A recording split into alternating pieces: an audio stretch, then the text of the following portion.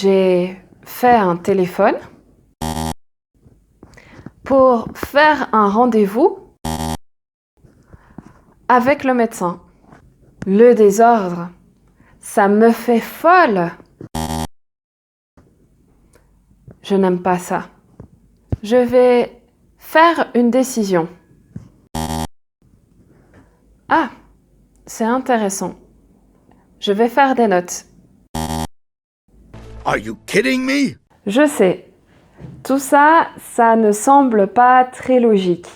Puisque faire, ça veut dire to make ou bien alors to do.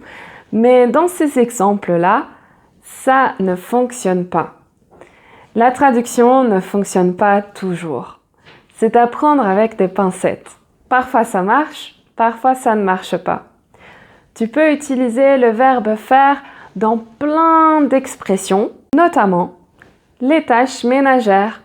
Donc tu peux dire faire la poussière, faire la vaisselle, faire le lit, faire la lessive, faire les courses ou faire le ménage, tout simplement. C'est aussi possible, tout comme en anglais, de faire une promesse ou de faire un gâteau.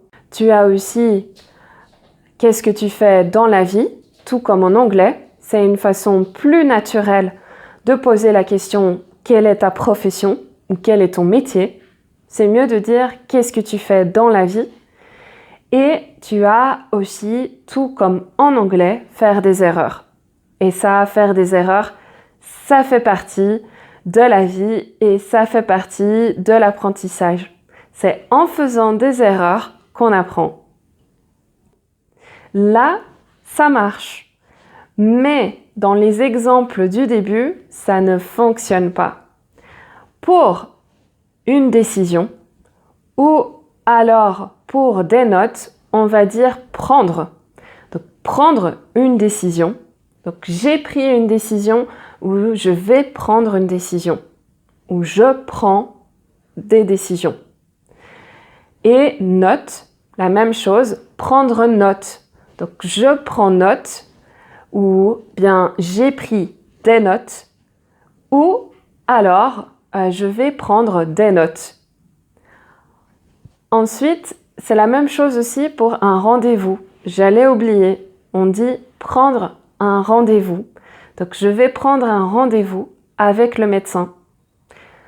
Ou j'ai pris un rendez-vous pour voir un avocat ou pour consulter un avocat. Là, c'est prendre. Ensuite, faire un téléphone. Là, il y a deux erreurs. Déjà, le verbe faire. On ne va pas l'utiliser ici. Et un téléphone, là, un téléphone, c'est vraiment l'objet que tu utilises. Quand tu veux plutôt parler de ça, on va dire un appel. Et le verbe qu'on va utiliser, c'est passer. Donc, attends une minute, je dois passer un appel. Passer un appel. Alors, ensuite, l'autre que j'avais, c'était ça me fait folle. Quand quelque chose provoque un sentiment chez quelqu'un d'autre, on va utiliser le verbe rendre. Par exemple, le désordre, ça me rend folle. Ou alors, les chats me rendent heureuse. Ou qu'est-ce que je peux dire encore? Ah oui, ça me rend triste de voir des choses pareilles. Ça aussi, ça marche. Donc, en résumé, prendre un rendez-vous, prendre une décision, prendre des notes, passer un appel et